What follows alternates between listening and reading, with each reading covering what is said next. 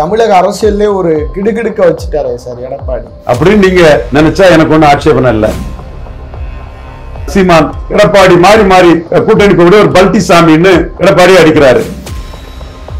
இந்த அண்ணாமலை வந்து கட்சியெல்லாம் இல்ல, இப்ப நான் தனியால் தான் அப்படின்னு சொன்னா அதுக்கு பின்னாடியே ஒரு பெரிய மெசேஜ் இருக்குன்னு தானே எடுத்துக்கலாம். தமிழிசை ஏமாத்தின மாதிரி, எல்முருகனை ஏமாத்தின மாதிரி பாஜகவே மாறிட்டாரு ஓபிஎஸ் அப்படின்னு சொல்லி எடப்பாடி அடிச்சாரு. இப்ப எடப்பாடி எங்க போய் எல்லாம் எனக்கு போடு, எல்லாம் ஏன் ஜாதிக்கு போடு, எல்லாம் ஏன் ஜாதிக்கு போடுன்னு அபகரிக்கும் விதமா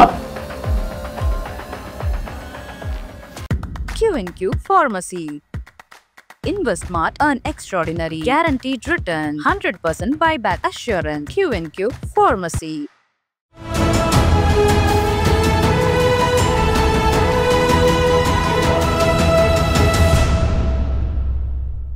தமிழ் நிறம் நேயர்களுக்கு அன்பு வணக்கம். மீண்டும் உங்களை சந்திப்பதில் மிகுந்த மகிழ்ச்சி. இன்றைக்கு நம்மிடையே அரசியல் விமர்சகர் திரு ரவீந்திரன் துரைசாமி சார் இணைந்திருக்கிறார். வாருங்கள் நேர்களே சாட்ட பேசலாம். வணக்கம் சார். வணக்கம் டானியால். எப்படி இருக்கீங்க சார்? நல்லா இருக்கும் டானியால். புரட்சி தமிழரின் எழுச்சி பயணம் கோவையில தொடங்கி மிகுந்த பரபரப்பா போயிட்டு இருக்கு.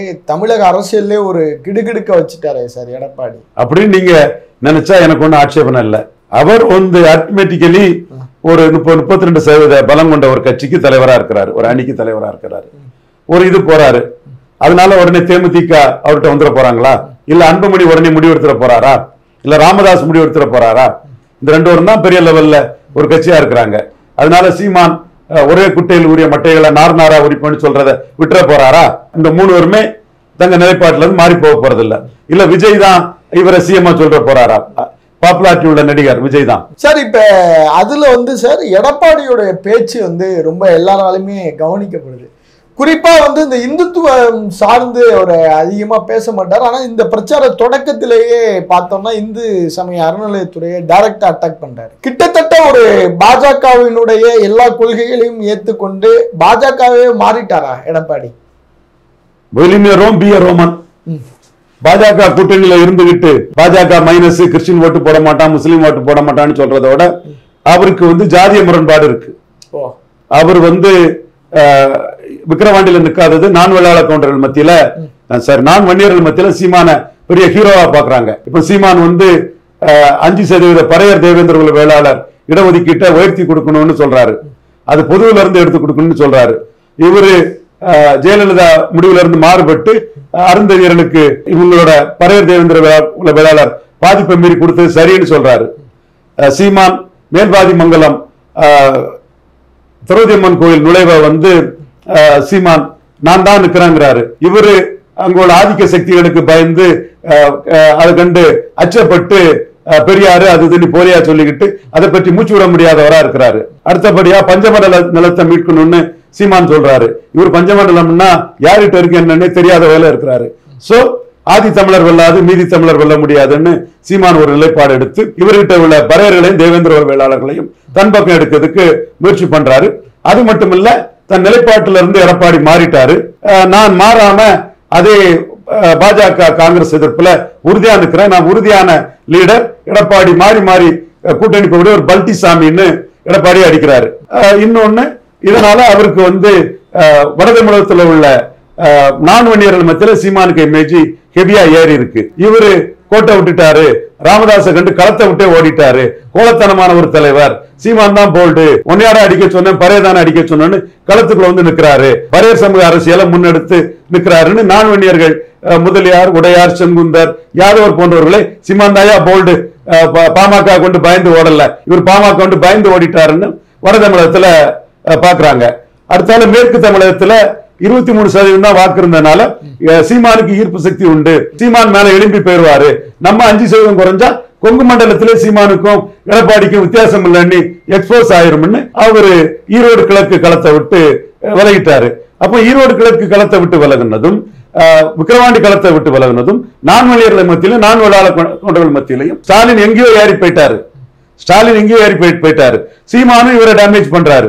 அப்ப இதுல இருந்து தப்பணும்னா ஒரு இந்துங்கிற இதுக்குள்ள போகணும்னு புத்திசாலித்தனமா தெரிஞ்சுட்டு தான் போறாரு எடப்பாடி. தெரிஞ்சுட்டு தான் கண்டிப்பா தெரிஞ்சுட்டு தான் போறாரு. சார் நீங்க முன்பெல்லாம் குறிப்பிடுவீங்க இங்க வந்து இந்துத்துவ ஓட்டு அப்படிங்கிற ஒண்ணு கன்சல்டேட் ஆகல அப்படிங்கிற ஒரு பார்வை இருக்கே சார். அந்த ஓட்டை நம்பி எப்படி சார் எடப்பாடியால போக முடியும்? வெள்ளாள கவுண்டரை தவிர மற்றவங்க யாரும் ஓட்டு போட மாட்டாங்க. இவருக்கு கிராப்பர், இவர் வெள்ளாள கவுண்டரு, தங்கமணி வெள்ளாள கவுண்டரு, வேலுமணி வெள்ளாள கவுண்டரு, செங்கோட்டை வெள்ளாள கவுண்டரு, எம்.ஆர். விஜயபாஸ்கர் வெள்ளாள கவுண்டரு, நிர்வாகிகள் மாவட்ட செயலாளர்லாம் வெள்ளாள கவுண்டர்கள், பாஜகவுல வானை சீனிவாசன் வெள்ளாள கவுண்டரு, அண்ணாமலை வெள்ளாள கவுண்டரு, சி.பி. ராதாகிருஷ்ணன் வெள்ளாள கவுண்டரு, சதாசிவம் வெள்ளாள கவுண்டரு, இப்படி எல்லாமே வெள்ளாள கவுண்டரா இருந்தா நாங்க இவங்க ஆதிக்கத்துக்கு நாங்க ஓட்டு போடணும்? நாங்க ஏமாளியா?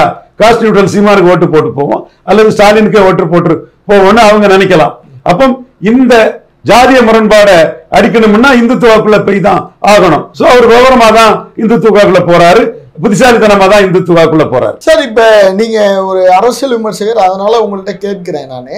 ஒரு இந்துத்துவாவை மையப்படுத்தி கிட்டத்தட்ட வந்து ஒரு இது வந்து ஒரு பாஜகவுக்கான ஒரு பெனிஃபிட்டா இருக்கும். இது எப்படி ஒரு அதிமுகவுக்கு பெனிஃபிட்டா மாறும் சார்? அது சீட் ஷேரிங்ல தான் பார்க்கணும். 2-1 பாஜக வாங்கினா பாஜகவுக்கு அது பலம். ஓ, 2 ரெட்டலைக்கு ஒரு தாமரை வாங்கிட்டா பாஜகவுக்கு பலம். பாஜக இஷ்யூ சொல்லி வர்றது பாஜகவுக்கு பலம். எங்க இஷ்யூ சொல்லி தானே நீங்க நிக்கிறீங்க. எங்களுக்கு 2 ரெட்டலைக்கு ஒரு தாமரை சீட்டு கண்டிப்பா வேணும்னு வாங்குறாங்களான்னு பார்க்கணும். சார் நீங்க எல்லாம் குறிப்பிட்டு சொன்னது கிரவுண்ட்ல ஜெல் ஆகல, கிரவுண்ட்ல எதுவுமே ஒர்க் அவுட் ஆகல அப்படின்னீங்க. முதல் பிரச்சார கூட்டத்திற்கு நயினார் நாகேந்திரன், எல் முருகன் எல்லாம் கூப்பிட்டு பெரிய, அதாவது பாஜக கொடி இருக்கு அதிமுக கொடி இருக்கான்னு தேடி பிடிக்கிற அளவுக்கான ஒரு ஒற்றுமையை காட்டிட்டாரு சார் எடப்பாடி. கண்டிப்பா ஜெல் ஆகிறதுக்கு தான் அந்த கூட்டணி வச்சவங்க முயற்சி பண்ணுவாங்க. ஜெல் ஆகலன்னு மற்றவங்க சொல்லதை கேட்டுக்கிட்டு தேமையா போவாங்க. அதுக்கான முயற்சியில தான் ஈடுபடுறாங்க. அந்த இப்ப இவங்களோட சந்திப்பு, இவங்களுடைய வரவுலாம் அதை நோக்கி தான். கண்டிப்பா கண்டிப்பா. சார் இப்ப இந்த இந்துத்துவத்தை, இந்து அறநிலையத்துறையை அட்டாக் பண்ற இந்த இது வந்து கொங்கு மண்டலத்துல இல்ல டவுன் சவுத்துல இம்பாக்ட் கொடுக்கும். மற்றபடி ஒரு தமிழகத்திற்கான ஒரு சமூக நீதி களத்துல இது என்ன தாக்கத்தை ஏற்படுத்தும் சார்? ஒவ்வொருத்தரும் ஒரு ஸ்ட்ராட்டஜில போறாங்க. சீமான் விஜய் வந்ததும் பெரியாரே அண்ணாவின்னு சொல்லி யாரும் அரசியல் பண்ண முடியாதுன்னு சொன்னதும் பெரியாரே மண்ணுங்கிறாரு. அண்ணாவுக்கு எதுக்கு 2 ஏக்கர்ல நினைவிடங்கிறார். அப்ப விஜய தம்பி நீ சொல்ற மாதிரி எல்லாம் இல்லப்பா, நான் கமலஹாசன் எம்ஜிஆர் ஆட்சின்னு சொல்லும் போது எம்ஜிஆர் ஊழல் ஆட்சி கொடுத்தாரு, சாரே வியாபாரிகளை கல்வி தந்தை ஆக்கினான்னு சொல்லிதான் நான் நின்று அடிச்சு வந்தேன். நீயும் வலையில மாட்டிக்கிட்ட, பெரியார் அடிச்சே உன்னை வச்சு செய்திருவேன். அண்ணாவுக்கு அழகான கடற்கரையில எதுக்கு நினைவிடன்னு கேட்டு அதை அடிச்சே செய்திருவேன். நீ ஸ்டாலின் கூட பெரியார் அண்ணாவுக்கு போட்டி போட்டுட்டு போ, அதனால உனக்கு எந்த பலனும் வரப்போறது இல்ல. நான் இந்த இடத்துக்குள்ள நின்று எடப்பாடி கூட பெரியாருக்கு பாரதத்தினாவுக்கு போட்டி போட்டுட்டு போ. நான் இந்த இடத்துக்குள்ள ஒன்னு அடிச்சு நான் என்னால உன் கருத்து தப்பு, நீ கிணற்று தவளையா இருக்கிற, நான் ஈரோடு கிழக்குல பெரியாரே மண்ணுன்னு சொல்லி எடுத்த 16% ஓட்டும் தமிழ்நாடுக்கு ஃபுல்லா பொருந்தோம், நீ அது தெரியாம பூனை கண்ணம் மூடுனா பூலம் இருண்டு போயிரும்னு ஜான ஆரோக்கியசாமி நாயுடு, ஆதவர்ஜினா ரெட்டியை நம்பி பெரியாருன்னு இருக்கிற. நான் என் களத்துல நின்று ரெட்டமலை சீனிவாசனும் ஐத்தியதாச பண்டிதரும் எம்.சி. ராஜாவும் தான் தமிழ் பெரியார்கள்னு நான் நிற்கிறேன். நான் இதுல ஒன்ன பயன்படுத்தி, பல நிரூபிக்காத ஒன்ன பயன்படுத்தி, கமலஹாசன் விஷயத்துல ஏறி, தினகரன் விஷயத்துல ஏறி வந்த மாதிரி ஓ விஷயத்துல ஏறி போயிருவோன்னு சீமான் வந்து தமிழ் பெரியார்கள்னு ஒரு ஸ்ட்ராட்டஜி எடுத்து களத்துக்குள்ள நிற்கிறாரு. அந்த மாதிரி ஒவ்வொருத்தரும் ஒவ்வொரு ஸ்ட்ராட்டஜி எடுக்கிறது வழக்கம். அதுல பாஜக ஸ்ட்ராட்டஜிக்கு எடப்பாடியும் அதை ஏற்றுக்கிட்டு போறாரு. அப்படிதான் எடுத்துக்கணும் சார். இப்ப எடப்பாடியை பாத்துக்கிட்டா ஓபிஎஸ் எதை சொல்லி அடிச்சாருன்னா, இவர் பாஜகவோட ஆளு, பாஜகவே மாறிட்டாரு ஓபிஎஸ் அப்படின்னு சொல்லி எடப்பாடி அடிச்சாரு. இப்ப எடப்பாடி எங்க போய் அந்த இடத்துலதான் முக்குலத்தோர் சமூகம் பொலிட்டிக்கலி வைப்ரண்ட் கம்யூனிட்டி, அதிக அளவு அரசியல் ஆர்வம் உள்ள கம்யூனிட்டி, அவங்க மருத அழகராஜ் போனவங்க எல்லாம் இதை கரெக்டா இத பிரச்சாரம் பண்ணி எடப்பாடியோட ரெட்டை வேடத்தை அபகரிக்கும் முதமாட்டு வெள்ளாள கவுண்டரான தான் எல்லாம் எனக்கு போடு, எல்லாம் ஏன் ஜாதிக்கு போடு, எல்லாம் ஏன் ஜாதிக்கு போடுன்னு அபகரிக்கும் விதமா பன்னீரை அநியாயமா, அபாண்டமா, நம்பிக்கை துரோகமா வெளியே தள்ளி கிராப்பரா அபகரிச்சாருங்கிறத மருத அழகராஜ் முக்குலத்தோரும் தான் அந்த சமூக மக்கள்கிட்ட கொண்டு போய் சேர்ப்பாங்கன்னு கருதுறேன். பார்ப்போம். கண்டிப்பா சார். ஏன்னா இப்ப பாஜகவும் ஓபிஎஸ் சைட்லைன் பண்ணிட்டு அதிமுக இருந்தும் சைட்லைன் பண்ணிட்டா இப்ப விஜய் ஆப்ஷனை தவிர ஓபிஎஸ்க்கு ஒண்ணுமே இல்லைங்கிற மாதிரி ஆயிடுச்சா சார்? இரட்டை தலைமையா வரலாம் ஓபிஎஸ், அது கொடுக்கணும், அதுக்கான காலங்கள் கனிந்து வரணுங்கிறத நாம மோடிக்கே நம்ம கருத்தா சொல்லி இருக்கோம். உங்க சொல்ல கேட்டுதான் அவரு டெப்டி சிஎம்க்கு ஒத்துக்கிட்டாரு, அல்லது கட்சி அவருக்குன்னே இருந்திருக்கும். கட்சி அவருக்குன்னு இருந்தா அன்னைக்கும் அவரு பொதுச் செயலாளர் ரெட்டலையோட இருந்திருப்பாரு. உங்களை நம்பி அவர் அந்த முடிவெடுத்தவருக்கு அநீதி இழைக்கப்பட்டது. எனவே அதற்கு ஒரு நியாயம் கிடைக்கக்கூடிய அளவுக்கு இரட்டை கையெழுத்து இபிஎஸ் ஓபிஎஸ் ஒரு சூழ்நிலை வரணுங்கிற ஒரு இதை நம்மளுக்கு தெரியுமா, ஃபான் ஃபைட்டர் ஓபிஎஸ்க்காக அந்த ஃபைட்டை நம்ம கொடுத்துட்டு இருக்கோம். எப்படி வருதுன்னு பார்ப்போம். சார், இப்ப ஓபிஎஸும் ஒரு சுற்றுப்பயணத்தை அறிவிச்சிருக்கிறார். அது என்ன இம்பாக்ட் கிரியேட் பண்ணும் சார்? கண்டிப்பா ஓபிஎஸ் ஜெயலலிதாவுக்கு அடுத்தபடியா அவர் அதிமுகவினர் நினைச்சாங்க, பொதுமக்கள் நினைச்சாங்க. நானே சொன்னேன், ஒரு மக்கள் தலைவர் வந்துட்டாருன்னு சொன்னேன். அவர் சசிகலா குடும்ப மிரட்டலுக்கு ஓகே, அவருக்கு 1000 காரணங்கள் இருக்கலாம், அவர் ராஜினாமா பண்ணிட்டாரு. அப்ப அந்த அளவுக்கு மக்களால் நேசிக்கப்பட்டிருந்தவர். இன்னைக்கு அவருக்கு உள்ள பொலிட்டிக்கல் எலெக்ஷன் கமிஷன் டேட்டா கீழே இருக்கலாம், நான் மறுக்க வரல. டேட்டா வச்சு பேசக்கூடியவங்கனால அதை நான் மறுத்து பேசக்கூடியவங்க கிடையாது. ஆனா 13% வாக்கு எடப்பாடி பழனிசாமிக்கு அடி வாங்குறதுக்கு இரட்டை தலைமை ஒற்றை தலைமை ஆக்குனதுதான் காரணம். 2 இலையில ஒரு இலையில எடப்பாடியும் ஒரு இலையில பன்னீர்செல்வம் இருக்கும் போது அது பொதுத்தள கட்சியாட்டு கொங்கு மண்டலத்துல பார்க்கப்பட்டது.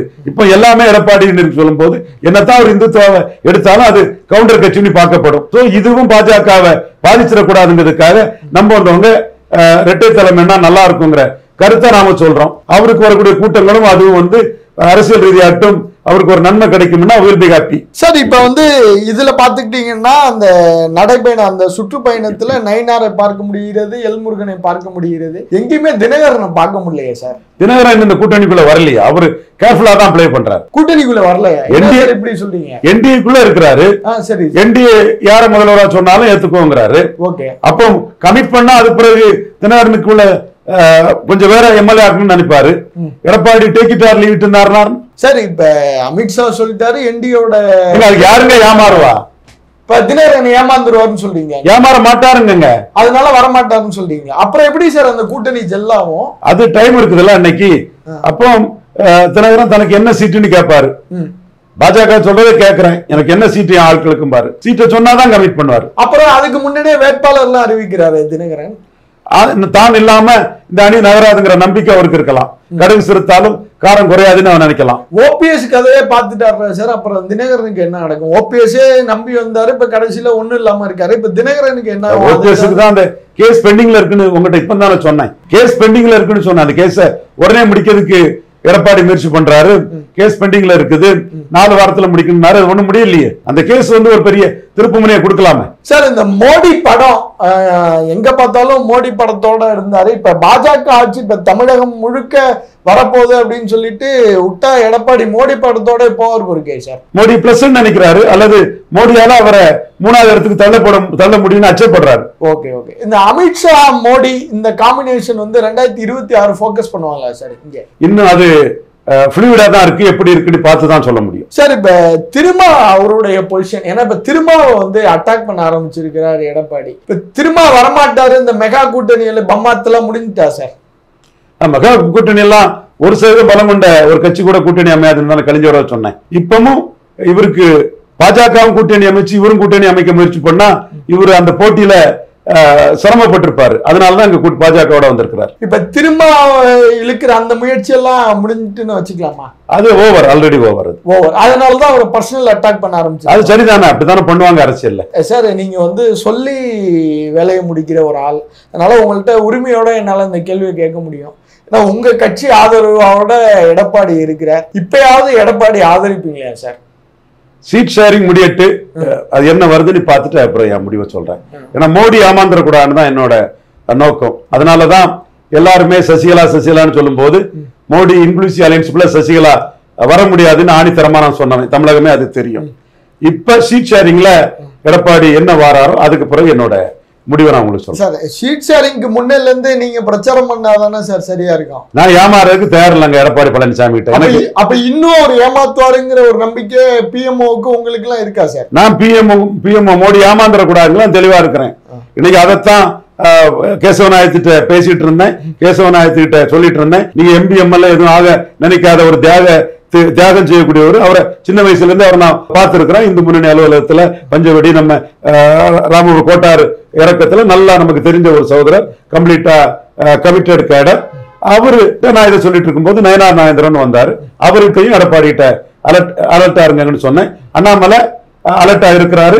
அண்ணாமலை இது தொடர்பா பிஎம்ஓ மூலமா சில விஷயங்களை அண்ணாமலை இண்டிபெண்டா பண்ணிட்டு தான் இருக்கிறார். இந்த அண்ணாமலை வந்து நான் தனியா தான்ப்பா இருக்கேன், கட்சியெல்லாம் இல்ல, இப்ப நான் தனியால் தான் அப்படின்னு சொன்னா அதுக்கு பின்னாடியே ஒரு பெரிய மெசேஜ் இருக்குன்னு தானே எடுத்துக்கலாம் சார்.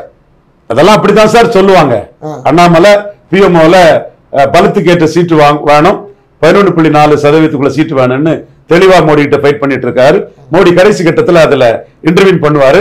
நீங்க தமிழிசை ஏமாத்தின மாதிரி, எல்முருகனை ஏமாத்தின மாதிரி இப்ப ஏமாத்த முடியாதுங்கிறதான் என்னுடைய ஆணித்தரமான கருத்து. நன்றி சார். நன்றி. Q&Q Pharmacy. Services available: medicine, optical, diagnostics, audiology. Q&Q Pharmacy.